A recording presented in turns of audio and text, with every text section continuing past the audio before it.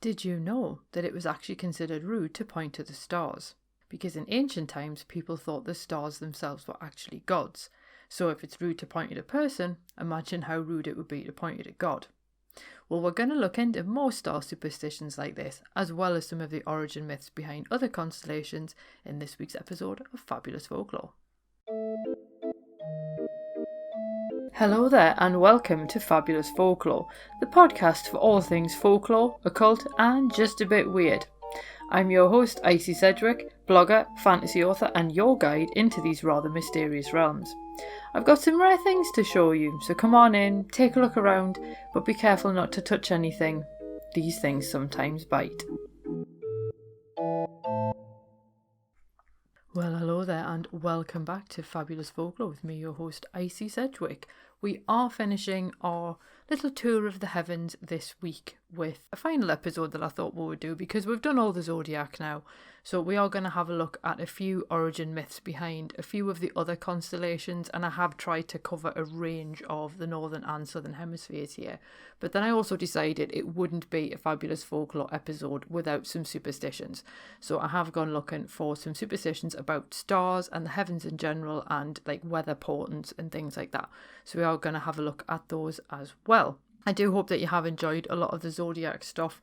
It has been quite interesting to investigate them, and it is also always good to have a look at the Greek myths anyway, so I hope that you've enjoyed that. But remember, next week we are switching gears and going back to more traditional folklore, and we are going to be having a look at ways that people used to protect their homes using folklore. So some of this we have touched on before in the past, but we are going to be looking at it in a little bit more of a focused way next month, basically. So that's all going to be quite good and protective folklore and so on.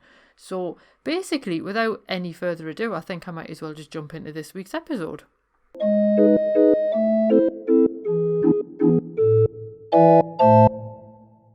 So I am going to open this episode with a quote from the beginning of the movie Stardust, which is based on the novel of the same name by Neil Gaiman. And if you haven't seen it or read the book, I highly recommend both. But anyway, the film starts with the incomparable Sir Ian McKellen posing this particular quote, and he says, "A philosopher once asked, are we human because we gaze at the stars, or do we gaze at them because we are human? Pointless, really. Do the stars gaze back?" Now, that's a question. And I think there's a lot in that quote that does explain how humanity as a whole has really gazed up at the stars for thousands of years. And if you look at many, many cultures, they do have a lot of myths and legends and so on about the stars and the planets and so on. So there are obviously questions around why stars appear in the patterns that they do. Can people predict events on Earth using the patterns in the stars? And can we indeed build a relationship with them? Obviously, bear in mind that we have had many, many thousands of astrologers throughout the years, and one of the more famous ones in this country at least would be John Dee, who we did do an episode with ages ago, so I will actually include a separate link to that episode because I can't even remember exactly off the top of my head when it was.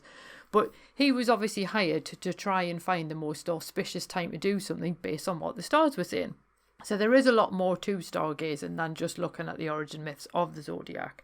And I think, as I say, it is quite interesting to have a look at the other constellations as well. Now, there are 88 recognised constellations. Clearly, I'm not going to do all of them. But I have decided to have a look again at the Greek origin myths for these constellations.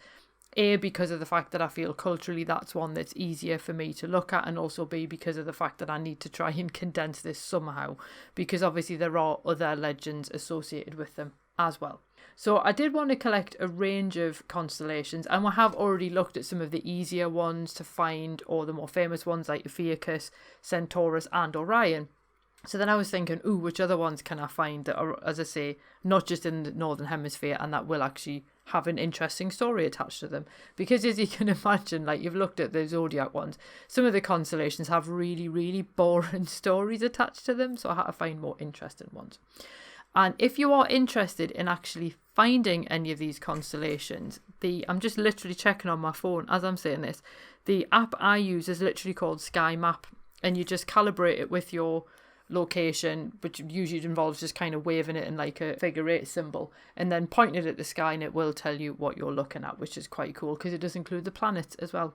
But we are going to start with one of the most famous, I think, which is Ursa Major and Ursa Minor.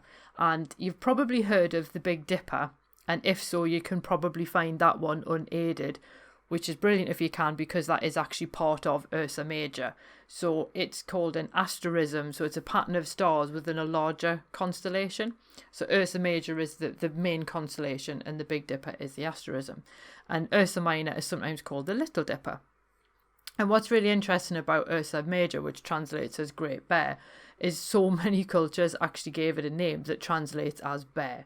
It is particularly odd because where you see like the handle on the Big Dipper itself, that's actually translated as a tail on a bear. And obviously bears don't have long tails in the way that the constellation would imply. So some people did actually have it as a bear leading smaller bears, and there's been various different ways to try and get around that problem over the years. And it was actually once called Charlemagne's Wain in England as well, which is quite interesting. But we do need to go back to the nymph Callisto to have a look at the Greek origin myth of these two constellations. And Callisto caught the eye of Zeus. Yes, him again. And obviously this enrages his wife Hera. And there is actually another problem, which is possibly, in my view, greater than Hera's wrath. And that's the fact that Callisto was a priestess of Artemis, the virgin goddess of hunting. And one day Zeus is so overcome with desire, and clearly consent means nothing to him, he turns up and takes the form of Artemis and appears to Callisto.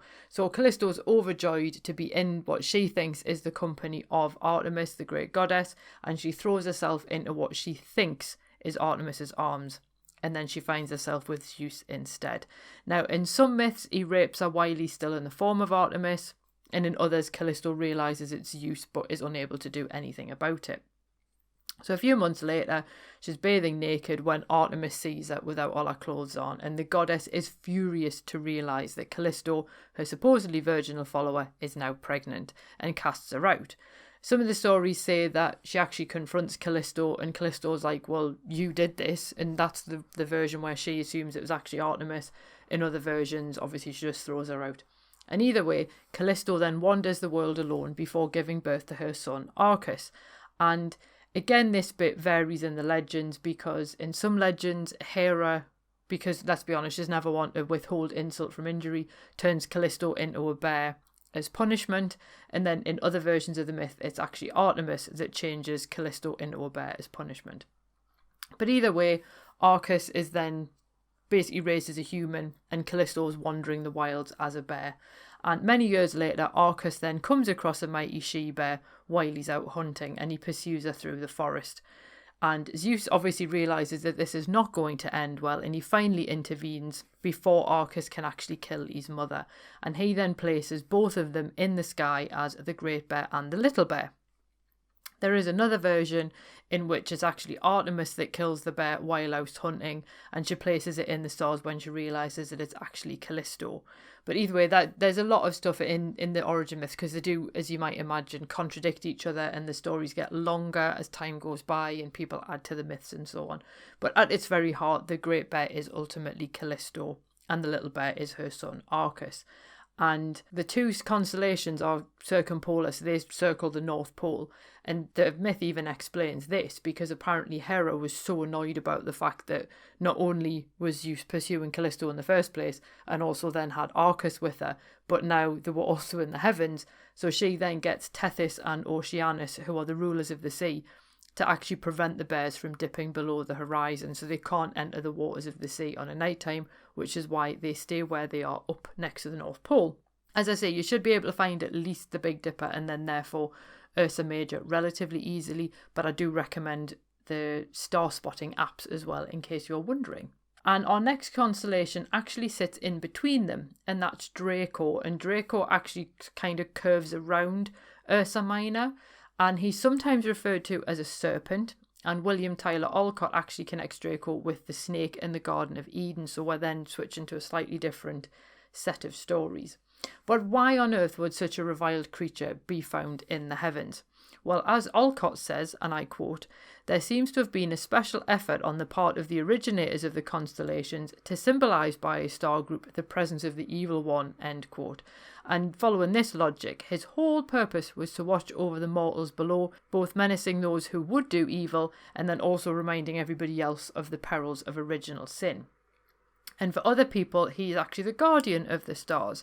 And then if we're going to go to the Greek myths, in one legend, Hera actually had a tree that would grow golden fruit, and various nymphs kept trying to steal golden apples from this particular tree. So she actually placed Draco in charge as guardian of this tree and its precious fruit. And therefore, because he did his job and Hera was able to present Zeus with golden apples on their wedding day, she actually then repaid Draco for doing a really good job by placing him in the sky as a constellation.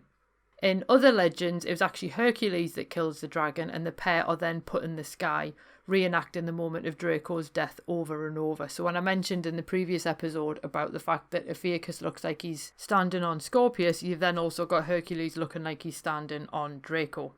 And also in another legend, he is also supposed to be the very dragon that is killed by the Greek hero Cadmus. And previously Cadmus's sister was Europa, that Zeus spirited away as a bull, which we did encounter in the Taurus episode.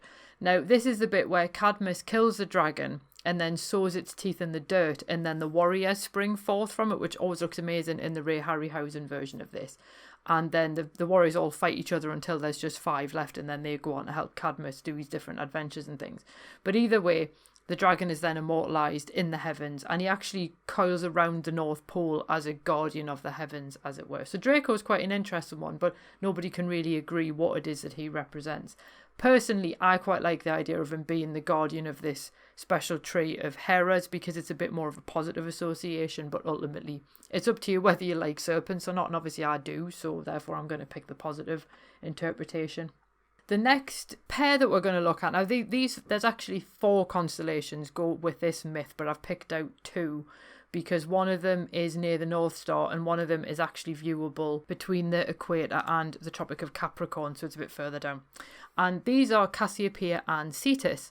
And Cassiopeia is also known as the lady in the chair due to the shape of the constellation, and it's just quite easy to spot because she looks like a really clear M or a W depending on where she is in her rotation near the North Star. And thanks to the rotation of the Earth, that's what makes it look like she's sometimes upside down. So she's basically going round like head first. And there is actually a reason for this, because according to Alcott, the sea nymphs placed her in the heavens like this to make a point. So why on earth would sea nymphs be so spiteful? Well, you may know the legend of Andromeda and Perseus. If you've seen Clash of the Titans, the remake with Sam Worthington, this is basically that story. So Cassiopeia is the mortal queen who boasts that she and her daughter Andromeda are more beautiful than the Nereids or the sea nymphs. The sea nymphs obviously aren't very pleased with this, and they complain to Poseidon, who's god of the sea, and he decides to punish the humans for their arrogance, and he sends his sea monster Cetus to destroy their city. Obviously in the Clash of the Titans version they made that the Kraken, but no, it should actually be Cetus. And only the life of Andromeda would pacify Cetus.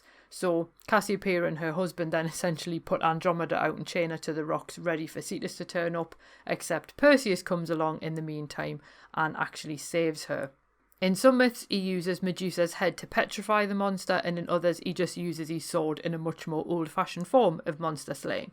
But either way, Cetus is placed in the stars both to commemorate Perseus and also for his enormous size, and he's the whale-shaped constellation that's visible between the equator and the Tropic of Capricorn.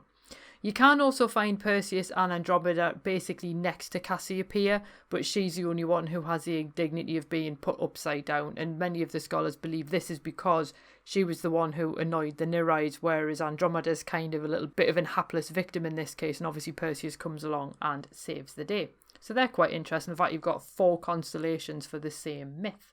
The final constellation that we're going to have a look at is quite a short one, but I wanted to include it anyway because I am aware that obviously some of you are in the southern hemisphere, and there is one particular constellation that you can see which we can't, and that's the Southern Cross. Now, it's also apparently an asterism in the Crux constellation, so again it's a pattern of stars that's not a constellation by itself, but is part of a wider constellation. And you can find the Southern Cross if you can find Alpha Centauri and Beta Centauri in the southern hemisphere. It's kind of off to the right. And the ancient Greeks, following the 2nd century astronomer Ptolemy, did actually believe that Crux existed within the Centaurus constellation. but by 400 AD, Crux was no longer visible from most of Europe, and some people actually believe that the celestial cross disappearing from the sky actually coincided with the crucifixion. Clearly, we can obviously tell that that's probably not likely if it disappeared in 400 AD, but I'm not going to sport with your intelligence on that one. That's about as much as I could find mythologically behind it, but it does have a lot of cultural significance for countries in the Southern Hemisphere. And it was actually called Chacana by the Inca, which means the stair, and they also found a stone image of it at Machu Picchu in Peru.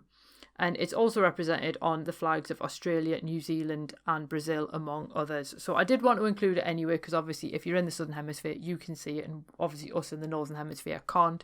But it's quite an interesting one, how it's taken on a significance of its own in many of the Southern Hemisphere cultures. And obviously it's their story to tell if you want to find out how other cultures see Crux and the Southern Cross. But as we are rapidly moving on now, and we have run a little bit over because there's that much to go through with these earlier constellations, we are going to get on to close the episode with some star superstitions. So how did ordinary people actually relate to the celestial environment? Well, obviously folklore is the thing that tells us this.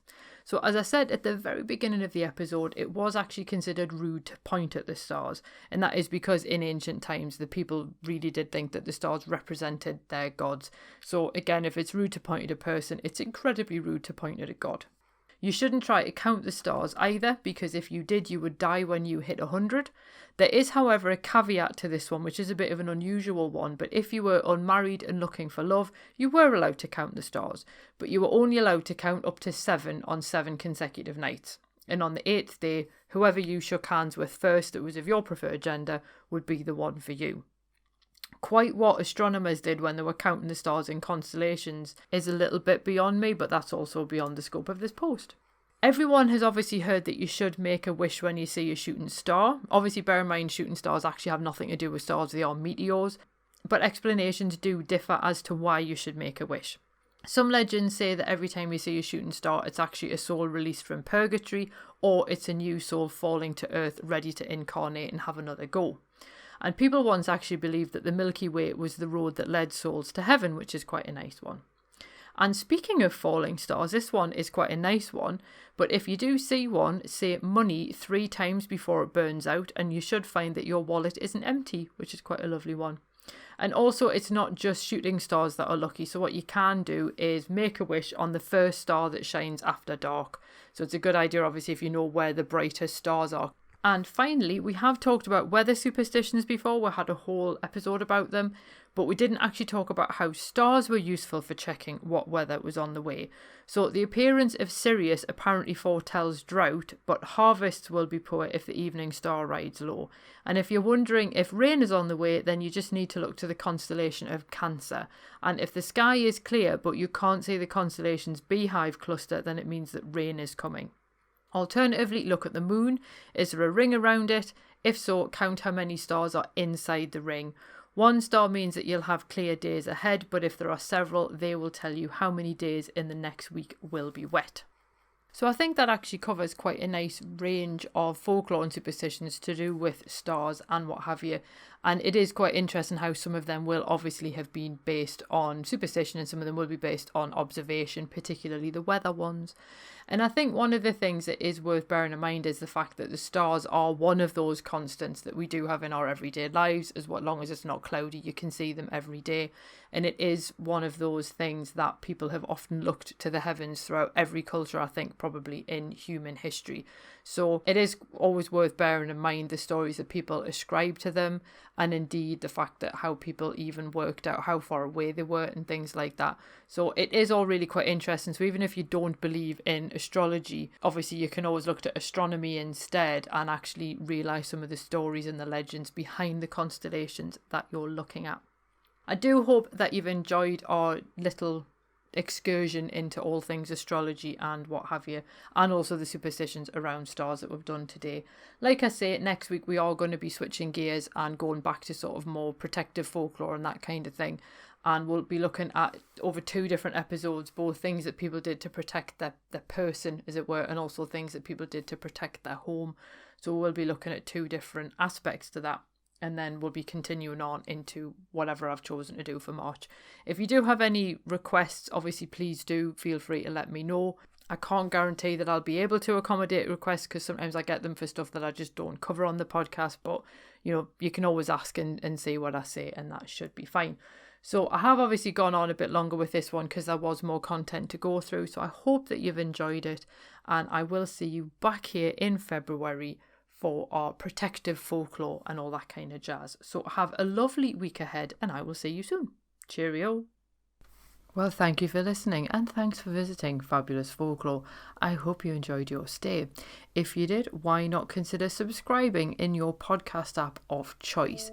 If you enjoy the show, why not leave me a review and help other listeners to find it as well? And if you'd like bonus exclusive episodes of the podcast, then why not support me on Patreon? It does help me to keep the show going, and it means that you get a little bit extra every month as well. And you can find all of the necessary links in the show notes below. So without any further ado, I will bid you adieu, and I hope that you have safe travels wherever you're going on to next.